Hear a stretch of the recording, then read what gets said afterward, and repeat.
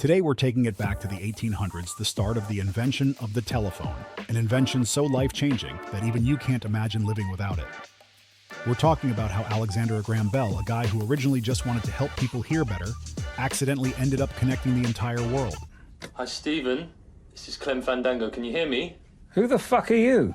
Imagine it's 1876. The Civil War is over. The Industrial Revolution is booming and people are moving to cities in droves. But there's one huge issue: communication. If you wanted to send a message back then, you basically had three choices. Send a letter, which might take days or weeks. Shout really, really loudly. What's your name? Tony! Fuck you, Tony! The telegraph was the top technology of the times for long-distance communication. Invented in the early 1800s, the telegraph let people send messages across wires in a series of dots and dashes called Morse code. It was a game changer. But let's be real, tapping out dots and dashes isn't exactly a cozy chat with your best friend. So when Alexander Graham Bell dreamed of transmitting voices over a wire, people thought he was a little ambitious, to say the least. I like some of the Gaga songs. What the fuck does she know about cameras? So who exactly was this guy? Alexander Graham Bell? Well, Bell was born in 1847 in Scotland. His mom was deaf, and his dad was an expert in elocution, the art of speaking clearly. Growing up, Bell was immersed in the world of sound and communication. He became fascinated by ways to help the deaf communicate, and even worked as a teacher for the deaf. In fact, teaching people to hear better was what really sparked his career, not inventing new tech. Bell's passion for sound led him to study acoustics, or how sound waves work. But what's really amazing is that Bell wasn't even trying to invent the telephone at first. He was working on a way to improve the telegraph. Remember, the telegraph was limited.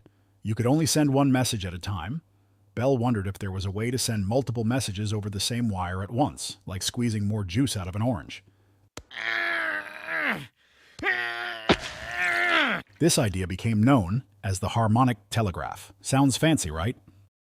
Here's where things start getting interesting. Bell's assistant, a man named Thomas Watson, enters the scene. Bell and Watson worked on the harmonic telegraph day and night, tinkering with wires, metal diaphragms, and magnets. Let's be real, they had no idea they were on the brink of something big. One day, while fiddling with some equipment, Bell noticed something incredible. Sound waves from his voice made a metal diaphragm vibrate, creating electric signals that could be transmitted over a wire. This was huge. He realized that theoretically human speech could be transmitted the same way. Excited, he ran to Watson and shouted, "Mr. Watson, come here, I want to see you."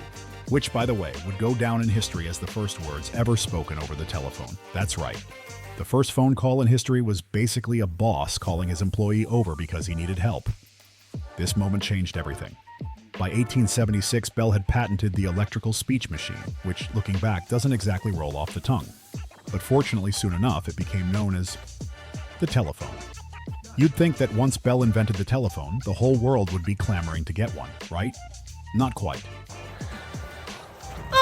When Bell tried to sell his invention to Western Union, the telegraph company, they turned him down, saying it was just a toy. Do me a favor, please. Get out of here. Get out of here, man! They couldn't see how it would ever compete with their well-established telegraph lines. But Bell didn't give up. He showcased the telephone at the Centennial Exposition in Philadelphia in 1876. His demo impressed influential people, including Brazilian Emperor Dom Pedro II, who supposedly exclaimed, "My God, it talks." A pretty solid endorsement if you ask me. From there, the telephone gained traction. Soon enough, Bell's invention was catching on like wildfire. By 1877, he established the Bell Telephone Company, and by 1880, thousands of telephones were in use. With the telephone becoming popular, other inventors wanted a piece of the pie. Bell found himself in over 600 lawsuits as people claimed they'd invented the telephone first. Yes, sir. Let's go. The most famous rivalry was with a guy named Elisha Gray, who filed a patent for a similar device. Let's just say there was a bit of drama in the innovation world. But after years of legal battles, Bell won, securing his title as the telephone's official inventor. Fast forward a few decades, and the telephone was everywhere. Operators manually connected calls using switchboards that looked like they belonged on the set of a sci-fi movie. Fun fact, the early telephone network was almost entirely operated by women known as hello girls, because they'd greet callers with a friendly hello before connecting their calls. As technology improved, rotary dial phones replaced operator-assisted calls, making it easier to reach people directly. Then came the push-button phone in the 1960s, which revolutionized dialing. Suddenly, people were zipping through phone numbers without breaking a sweat. Then came the mobile phone, the cordless phone's cooler cousin. By the 1980s, mobile phones were like bricks, huge, heavy, and basically only for rich key businessmen and movie villains.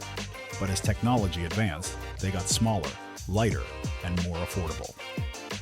Fast forward to today, and we have smartphones that can do things Bell and Watson couldn't even dream of.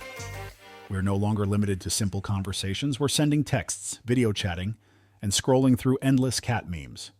Who knew that Bell's little invention would end up in the pocket of almost every human on the planet?